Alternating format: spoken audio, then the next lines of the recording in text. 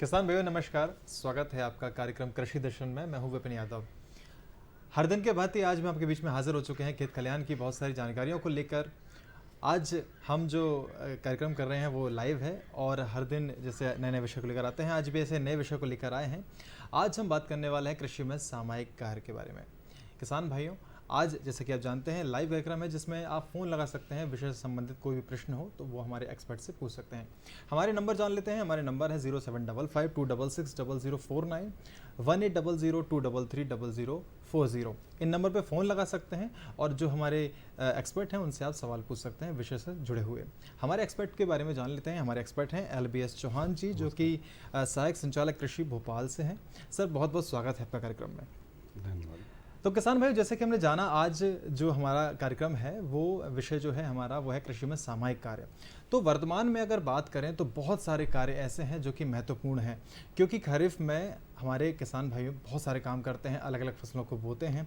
अब ऐसे में सर मैं आपसे ये पूछना चाहूँगा कि विशेषकर जो काम होते हैं हमारे किसान भाई विशेषकर कौन कौन से काम करते हैं और उनमें क्या क्या ऐसी चूक होती है जिन्हें उन्हें जानना बहुत बेहद ज़रूरी है।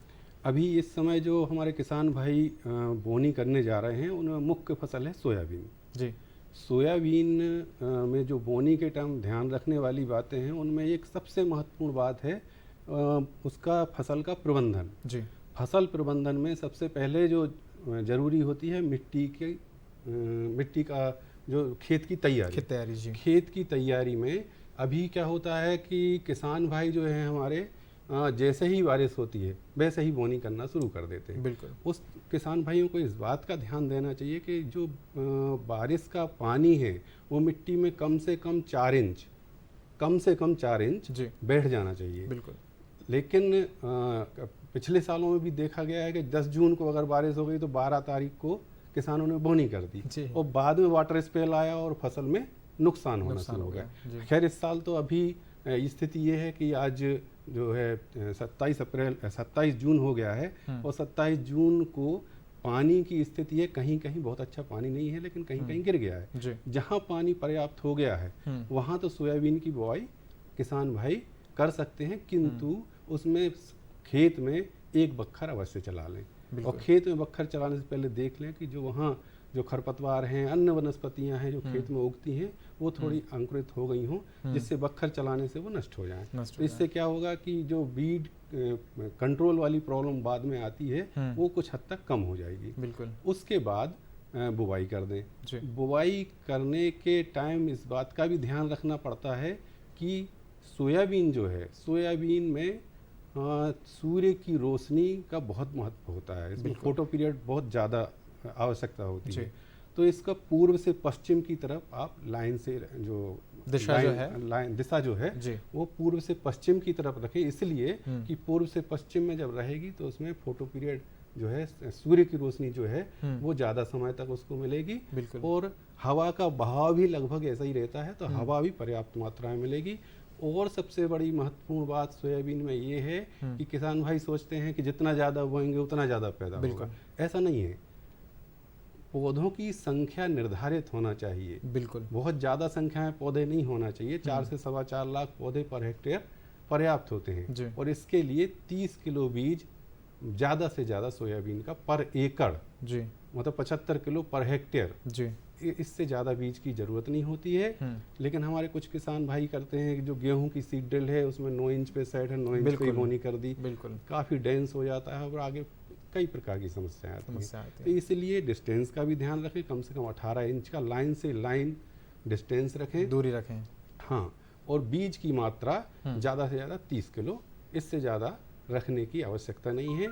इस तरह से आपकी बोनी हो जाएगी। बोनी के पहले बीज उपचार करना भी बहुत आवश्यक है। बिल्कुल। क्योंकि कुछ फफूंदजनित रोग हैं जो मृदा से भी आते हैं, बीज से भी आ सकते हैं, किसी माध्यम से फसल को प्रभावित करते हैं। तो उसके उपचार के लिए बीज उपचार बहुत आवश्यक है। बीज उपचार करने के लिए अगर कुछ किसान जो हैं जैविक खेती भी करते हैं, जैविक खेती करते हैं तो उसमें केमिकल का उपयोग नहीं होता है, तो ऐसे किसान जो है ट्राइकोडर्मा विरिडी वो 5 ग्राम प्रति किलो बीज के हिसाब से मिला करके बीज उपचार कर सकते हैं। बिल्कुल।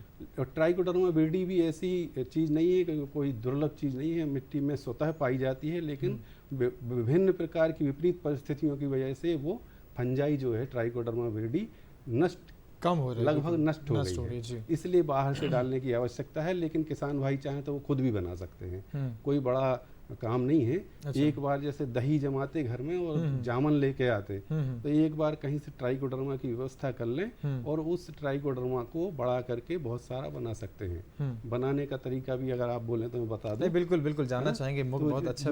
जैसे ज्वार है, ज्वार के दाने ले लें आप, जितना आपको बनाना है ट्राइकोडर्मा, 1 किलो 2 किलो ज्वार के दाने ले लें और ज्वार के दानों को उबाल लें।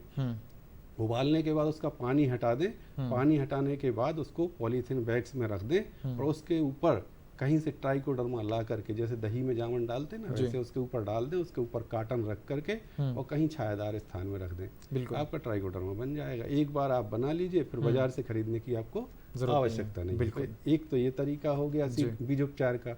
दूसरा, अगर आप व्यावसायिक खेती करते हैं, रासायनिक खेती करते हैं, तो आपको उसमें कार्बनडाजिम, मैंकोजेब, 2 जो फंजीसाइड हैं उनका कॉम्बिनेशन आता है। बिल्कुल। कार्बनडाजिम आप 12.5% होता है और मैंकोजेब 83% होता है, 63%। तो इस तरह से वो ये कॉम्बिनेशन आता है, उसका 2 से 3 ग्राम पर केजी सीड के हिसाब से वो लेकर के और अच्छे से उसको मिला लें। लेकिन यहाँ भी ध्यान रखना है, यहाँ ये ध्यान रखना है कि कुछ किसान भाई उसमें पानी छिड़क देते हैं। सोयाबीन में चूंकि उसका छिलका पतला होता है, बिल्कुल किसी प्रकार की नमी की आवश्यकता नहीं है, वो वेटेबल पाउडर होता है, उस पाउडर को सीड के ऊपर डालें और अच्छी तरह से मिला लें। चाहे तो सीड ट्रीटिंग ड्रम का उपयोग कर लें, सीड ट्रीटिंग ड्रम नहीं है तो किसी बैग में रख करके ऊपर नीचे करके मिला सकते हैं। ग्लव्स पहन के हाथ से भी अच्छे से मिला सकते हैं, लेकिन बहुत ज़्यादा रगड़ने की ज़रूरत नहीं है, क्योंकि अगर उसका सीड कोट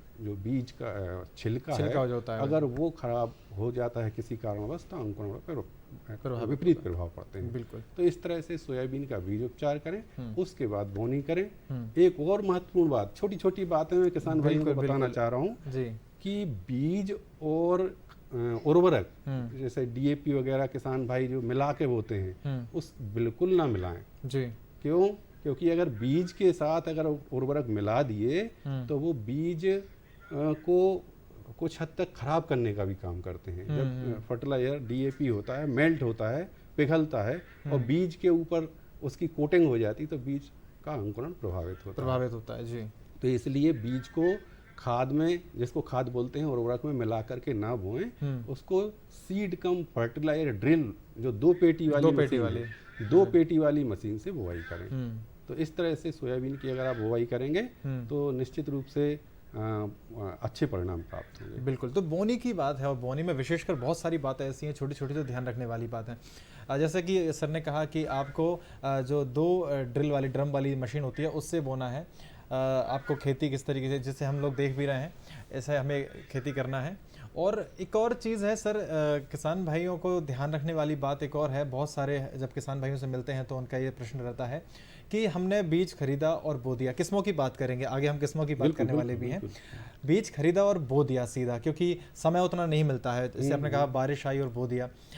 एक चीज है अंकुरण, जैसे आपने भी शब्द इस्तेमाल किया अंकुरण का, तो अंकुरण पे भी क्या विशेषकर ध्यान रखना चाहिए? बिल्कुल रखना चाहिए, अंकुरण परीक्षण कर लेना चाहिए। जी, वही मैं पूछने वाला था। जो सर्टिफाइड सीड होते हैं उनका अंकुरण परीक्षण कार्ड के ऊपर लिखा हुआ होता है, बाकायदा टेस्टेड होते हैं। सीड सर्टिफिकेशन एजेंसी की निगरानी में बीज तैयार होते हैं, उनके ऊपर टैगिंग रहती है। लेकिन कुछ व्यापारी से किसान जो खरीदते हैं बीज, उसमें प्रॉपरली टैगिंग बैगिंग नहीं होती है। कभी कभार एक दूसरे किसान से भी खरीद लेते हैं। तो ऐसे बीज जो किसान से खरीद रहा है या कोई अप्रमाणित स्रोत से ले रहा है, उसका परीक्षण अवश्य करना। मैं किसी को रोक नहीं रहा, जैसे स्क्रीन पे हम देख रहे हैं अभी। हाँ, तो इस तरह से ये बीज का आप परीक्षण कर लें।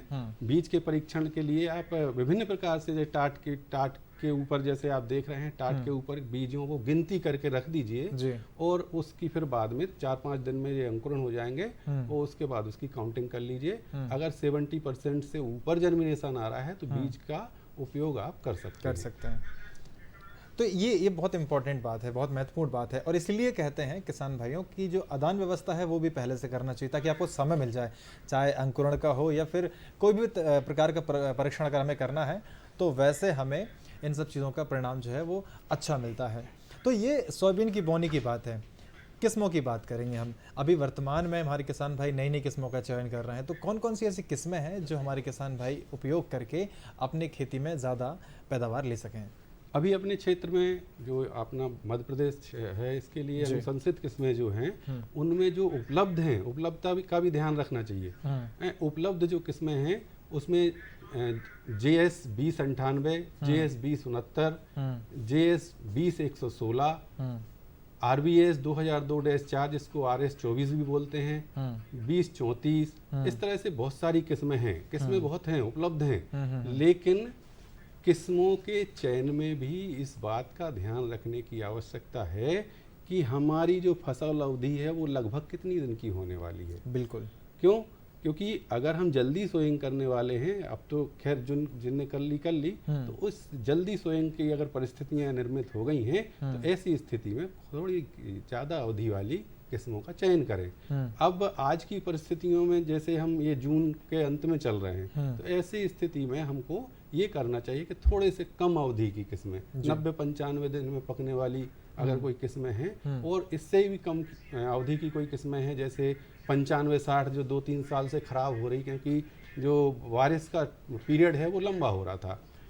इस सब बार वो किस्म हो सकता है अच्छा उत्पादन दे, क्योंकि हम लेट हो गए हैं और हमें कम अवधि की कोई किस्मों का चयन करना है।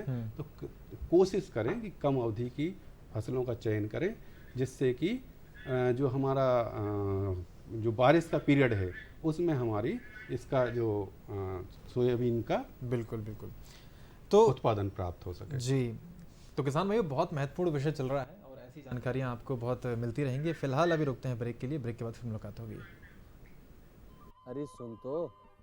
मुझे क्या सुनाना चाहते हो? जो सुनाओ मेरी सौतन को। किसको? अरे वही तुम्हारा मोबाइल फोन जिससे सुबह शाम दिन रात चिपके रहते थे और कहते थे किसान कॉल सेंटर से बातें हो रही हैं। अच्छा ये बात है। हाँ, क्यों? क्या हुआ? अब बात नहीं होती क्या? अब तो झट से बात हो जाती है। संबंधी समस्याओं का अपनी भाषा में तुरंत हल पाने के लिए पूरे भारत में किसी भी फोन से हेल्पलाइन नंबर पर संपर्क करें। किसानों का दोस्त किसान कॉल सेंटर।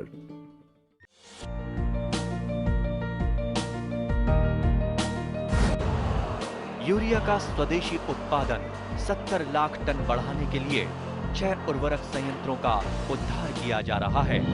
FCIL के गोरखपुर, सिंदरी, तलचर और रामागुंडम संयंत्र, HFCL की बरौनी इकाई और BVFCL की नामरू फोर्थ। सोने पर सुहागा ये है कि देश में अब बनेगा सिर्फ नीम लेपित यूरिया, क्योंकि इससे होगा किसानों का फायदा ही फायदा। अनाज का उत्पादन 10% तक बढ़ेगा। बढ़ेगी 10 से 15% नाइट्रोजन क्षमता।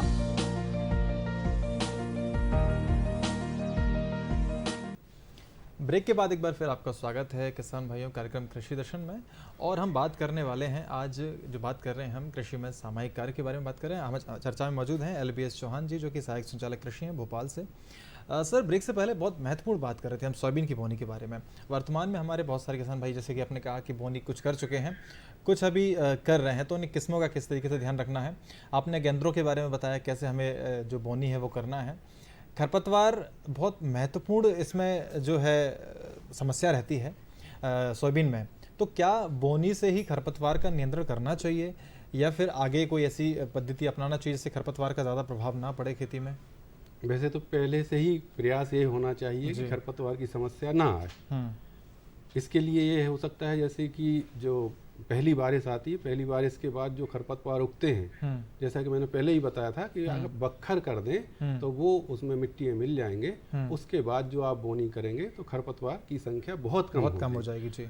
ऐसी स्थिति में उसको आप निदाई करके भी निकाल सकते, इतने कम हो जाएंगे। लेकिन बारिश के समय में कभी कभार ऐसी परिस्थितियां बनती हैं, लगातार पानी गिरता है और ना ही आप निदाई कर पाते हो, ना ही किसी प्रकार का कोई वीडीसाइड उपयोग कर पाते हो। बिल्कुल। कभी कभार ऐसी स्थितियां बनती हैं वाटर स्पेल आ जाता, लंबी समय के लिए पानी खिंच जाता, तो ऐसी स्थिति में भी वीडीसाइड का उपयोग नहीं हो पाता है, क्योंकि वीडीसाइड के लिए जो नमी का होना बहुत आवश्यक है। तो ऐसी स्थिति में अभी किसान भाई चाहें तो प्री इमरजेंस का उपयोग कर सकते हैं जी।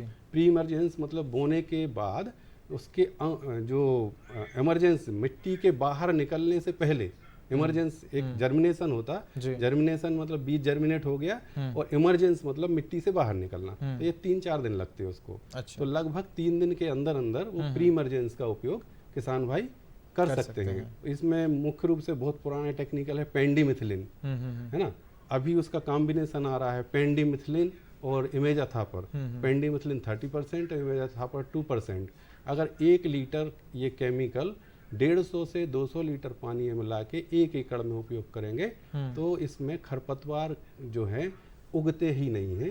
मतलब मेनली जो बीज से उगने वाले खरपतवार हैं वो नहीं निकलेंगे, लेकिन कुछ दूसरे खरपतवार जो गठान से जिनका प्रवर्धन होता है वो तो निकलते हैं, तो उसके लिए तो निंदाई ही एक तरीका है। बिल्कुल, तो कहना चाहिए खरपतवारों की संख्या कम हो जाएगी।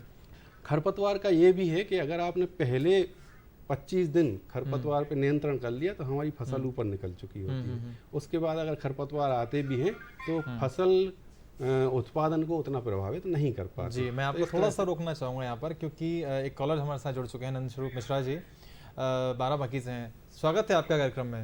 नमस्कार सर, मैं जानना ये चाहता हूँ कि अगली फसल की तैयारी होने जा रही है, तो ऐसी फसल में हमें खरपतवार का नियंत्रण किस प्रकार से करें अगली फसल के लिए? दूसरी चीज जो हमारे फूल में जो रेत रोग लगते हैं उनको बचाव किस प्रकार से करें, क्योंकि समय बहुत कम है। जैसे प्यारा काफी 3 साल जो किसान चूक गया उसकी खेती हो गई बेकार। एक तो प्रश्न इनका था खरपतवार का कि अगली फसल जब तैयार करना है तो खरपतवार कैसे नियंत्रण करना है, तो ये समस्या जैसे हम बात ही कर रहे थे खरपतवार की तो बात ही कर रहा था आपको। नियंत्रण कैसे करना बहुत हद तक हमने बात कर भी ली थी। खरपतवार कैसे हमें नियंत्रण करना। दूसरा प्रश्न क्या था? ये प्रश्न दूसरा समझ में नहीं आया शायद उनका। ये प्रश्न, पहला प्रश्न खरपतवार का था, दूसरा भी फसल संबंधित था कि फसल तो सामायिक कार्य का हम कर रहे हैं बात, सामायिक कार्य में ही हम बात कर रहे हैं, तो वही प्रश्न उनके जुड़े हुए हैं कहीं ना कहीं। सोयाबीन की बात कर रहे थे सर हम, तो मुख्य रूप से सोयाबीन में जैसे हमने खरपतवार की बात की, खरपतवार किस तरीके से हम उर्वरक कैसे करना है, हमारा बुआई कैसे करना है, बीज कौन सी किस्म चयन करना है, कुछ और मुख्य समस्या ऐसी हैं जो किसान भी परेशान होते हैं, जिनसे वो उन्हें अवगत नहीं होते हैं कि और खामियाजा भुगतना पड़ता है। ऐसी और क्या समस्या है? मेरे ख्याल से अभी किसान भाई का प्रश्न भी मेरे ख्याल से ये था कि कीट व्याधि की समस्या होती है, जहाँ तक मैं समझ पाया। तो सोयाबीन में कीड़े की बहुत बड़ी समस्या है। एक जैसे अभी शुरू में 30-35 दिन में एक ब्लू बीटल आएगा। ब्लू बीटल से बहुत ज़्यादा नुकसान नहीं होता, वो पत्तियों को नुकसान करता है ना, लेकिन उसके साथ एक गडल बीटल आता है, वो शाखाओं को चटकाता है, शाखाओं में वो अपने वो रख देता, वो शाखाओं को चटका देता है ना। लेकिन इससे भी खतरनाक कीट है एक, वो है स्टेम बोरर, तना मक्खी, बिल्कुल, है ना, जो तने में अंदर ही अंदर तने को खोखला कर देता है। और ये सबसे बड़ी समस्या है। इसमें तो ये होता है कि हरी फसल, बाकायदा फली लगी हुई फसल जो है हरी की हरी सूख जाती है किसानों की। और ये किसानों भाई जो मेरे सुन रहे हैं उन्हें देखा भी होगा। तो इसके नियंत्रण के लिए किसी जो सिस्टमिक इंसेक्टिसाइड होते हैं, अंतर प्रवाही कीटनाशक जो होते हैं, उनका उपयोग किया जाना आवश्यक है। जैसे थायोमिथाक्साम है, थायोमिथाक्साम आप थायोमिथाक्साम और इमामेक्टिन, 2 ऐसे केमिकल हैं। 100 ग्राम जो है पर एकड़ इसका डोज होता है, लेकिन वही 150 से 200 लीटर पानी में मिला करके इसका स्प्रे करना है। और वो अंतर प्रवाही है तो वो पौधे के सिस्टम में चला जाता है। और ये जो स्प्रे है आप फसल की निगरानी करते रहें, 30-35 दिन 40 दिन के आसपास पौधे को उखाड़ के देखें और उसको फाड़ के देख लें। अगर उसमें स्टेम बोरर होगा तो वाइट थोड़ा सा पीलापन लिए हुए एक बारीक इल्ली उसमें दिखाई देगी, बिल्कुल, है ना। तो ये कहीं कहीं दिखाई देगी, तब ये अंतर प्रवाही विष जो है इसको स्प्रे कर दें किसान बराबर मात्रा में, तो उसका जो प्रभाव है कम हो जाता, उससे नियंत्रित हो जाती है। और अगर इस कीड़े को नियंत्रित कर लिया तो हमारा फसल उत्पादन उतना ज़्यादा प्रभावित नहीं होता है, जैसे कि अभी हम स्क्रीन पे देख रहे हैं, जैसा कि हम स्क्रीन में देख रहे हैं।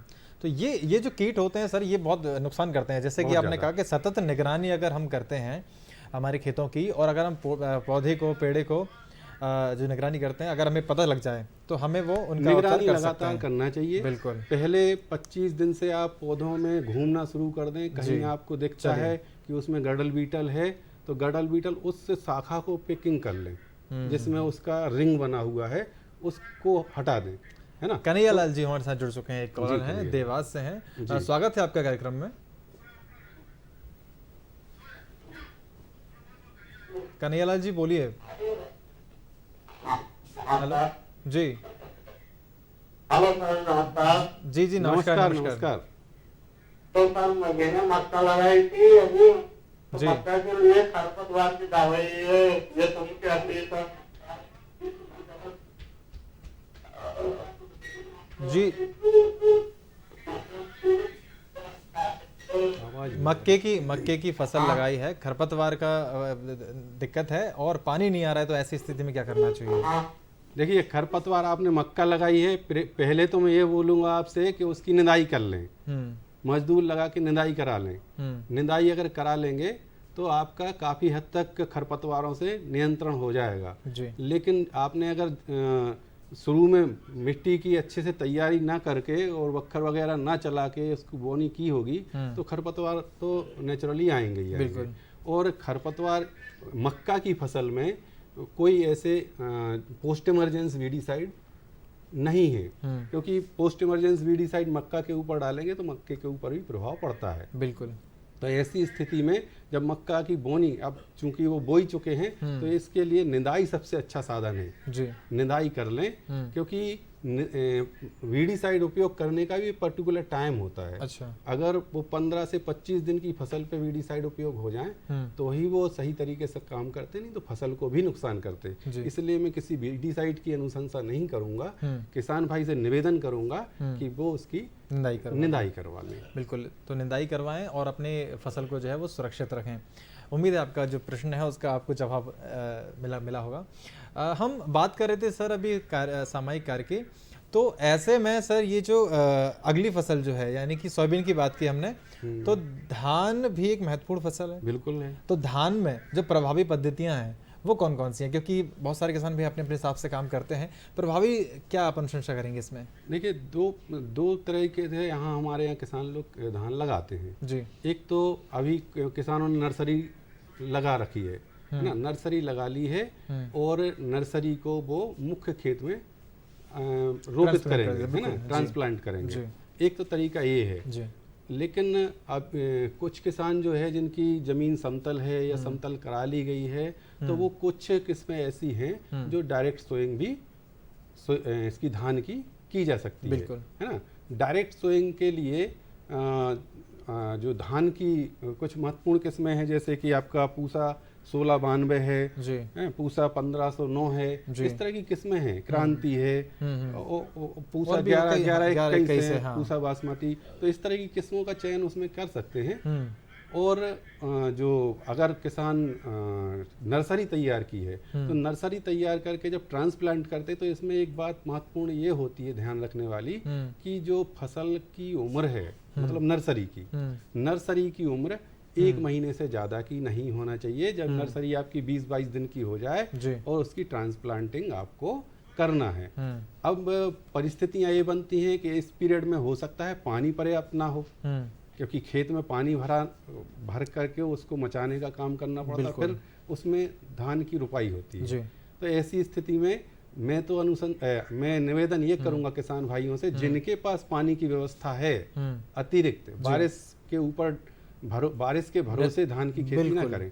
लेकिन अगर आपके पास व्यवस्था पानी की है, सिंचाई की व्यवस्था है, तो ही धान की तैयारी करें। तो जब नर्सरी आपकी 20-22 दिन की हो जाए, ऐसी स्थिति में जो गड़े होते हैं, एक एक गड़ा भर करके और वो लगाने का काम, ट्रांसप्लांटिंग का काम कर दें। लेकिन ट्रांसप्लांटिंग जब करने से पहले जो पौधे हैं जो आप वहाँ से उखाड़ेंगे, हम उन पौधों को उपचारित अवश्य कर लें फफूंदनाशक से। जैसे कि कार्बनडाजिम, मैंकोजेब जो मैंने बताया था, 2 से 3 ग्राम पर लीटर पानी में मिला करके और उसमें डुबो दें और निकाल के उसको रोपित करा दें। रोपित भी कराने के लिए थोड़ा सा निगरानी की आवश्यकता है। ये मजदूरों से कराया जाता है और मजदूर जो है प्रॉपरली उसको मिट्टी में दबाते नहीं है। तो जब पानी गिरता है या 1-2 दिन में वो ऊपर आ जाते हैं, कुछ पौधे ऊपर आ जाते हैं। तो इस तरह से ये भी ध्यान रखें कि सीधा पौधा लग रहा हो और वो पौधा जो है मिट्टी के अंदर दब रहा हो। तो इस तरह से उसकी ट्रांसप्लांटिंग के समय भी हमको ध्यान रखना है। तो इस तरह से ट्रांसप्लांटिंग करा सर, ये ट्रांसप्लांटिंग के वक्त जैसे आपने कहा कि किसान भाई जो है डुबो तो नहीं है या फिर अंगूठे से सही लगे ना, तो क्या लक्षण होते हैं बाद में फिर, मतलब कैसे दिखाई देते हैं ये पेड़, तो फिर किसान भाई इसको समझें। उसमें ये होता है कि जो पानी का जो उछाल बल होता है उससे वो ऊपर आ जाते हैं, जमीन छोड़ देते हैं जी। तो वो तो उसको खराब ही होना है। तो पौधों की जो संख्या है पर एकड़ या पर हेक्टेयर कम हो जाती है ना जी। तो एक तो ये नुकसान हो, बेगरापन हो जाता है, बेगरापन हो जाता है। तो सबसे बड़ी समस्या यही बिल्कुल है। तो इसलिए उसको प्रॉपर लगाना चाहिए, सीधा लगाना चाहिए। सीधा लगाएंगे और अगर किसी कारणवश इसकी जो उम्र थोड़ी बहुत ज़्यादा हो जाए तो ऐसी स्थिति में उसके जो टॉप है ऊपर का पोर्शन उसको तोड़ दें। अच्छा, उसको तोड़ के फिर उसकी ट्रांसप्लांटिंग कर दें तो अच्छी उसकी जो है फैलाव अच्छा होगा उसका। चलिए, ये बहुत महत्वपूर्ण चीज़ है क्योंकि जब ट्रांसप्लांटिंग करते हैं हम, एक चीज़ सर आपने एक बात बोली वहाँ पर कि जब हम नर्सरी से हमारी धान को उखाड़ते हैं, रोप को उखाड़ते हैं, रोप बोलते हैं बहुत सारे किसान भाई, रोप को उखाड़ते हैं और खेत में जाके उसको लगाते हैं, उस अवधि में हमारे किसान भाइयों को डुबोना चाहिए यानी उपचारित करना चाहिए। तो ये उपचारण पहला हो गया या दूसरा हो गया, तो पहला उपचारण पहले भी बीच में करना चाहिए। बिल्कुल, जब नर्सरी अब चूंकि नर्सरी तो लगा ही चुके हैं जी, जब नर्सरी में बीज बोते हैं तो बीज उपचारित करके बोना चाहिए, है ना जी। तो उसी तरह से बीज को उपचारित कर लें, चाहे तो कार्बनडाइजिम मैंगो ये आसानी से उपलब्ध है, जैसे कि हम मशीन से भी दिख रहे हैं कि जो ट्रांसप्लांट हो रहा है। हाँ, ये अभी मशीन भी उपलब्ध हो गई है, इसमें नर्सरी बेड तैयार की जाती है, उस बेड को मशीन में लगा देते हैं। सर मशीन में जैसे ये अभी हम देख रहे हैं, मशीन में क्या लागत कम आती है मशीन से? नहीं, देखिए मशीन की भी तो लागत है ना। अच्छा है ना, तो मशीन अपनी जगह है। आजकल लेबर की प्रॉब्लम है इसलिए मशीन की जरूरत पड़ी है बिल्कुल। और लेकिन मशीन से एक फायदा ये होता है कि बराबर जितना लगना चाहिए उतना लगता है, जितना गहरा लगना चाहिए उतना गहरा लगना चाहिए। बहुत रखना पड़ती है इसमें। जो नर्सरी बेड है वो प्रॉपर तैयार की जाती है और वो जो बेड है, बेड निकाल करके सीधा का सीधा वो फ्रेम में मशीन लगाते हैं ना। तो इस तरह से मशीन में जो है काफ़ी अच्छा है, सावधानी के साथ उसको ट्रांसप्लांट करें तो मशीन में बहुत अच्छा है, समय की बचत होती है और जो लेबर की प्रॉब्लम है वो भी किसी हद कम हो जाती है। तो किसान भाइयों, ये जानकारी आपने जानी आज कृषि में सामयिक कार्य मुख्य रूप से सोयाबीन और धान के बारे में। सर बहुत बहुत धन्यवाद आपका, इतनी महत्वपूर्ण जानकारी हमारे किसान भाइयों को आपने दी। किसान भाइयों, उम्मीद है आपको जानकारियां बहुत पसंद आई होंगी। अगले अंक में फिर मुलाकात होगी ऐसी महत्वपूर्ण जानकारियों के लिए। तब तक के लिए मुझे दीजिए आज्ञा। आप स्वस्थ रहिए, सुरक्षित रहिए। नमस्कार।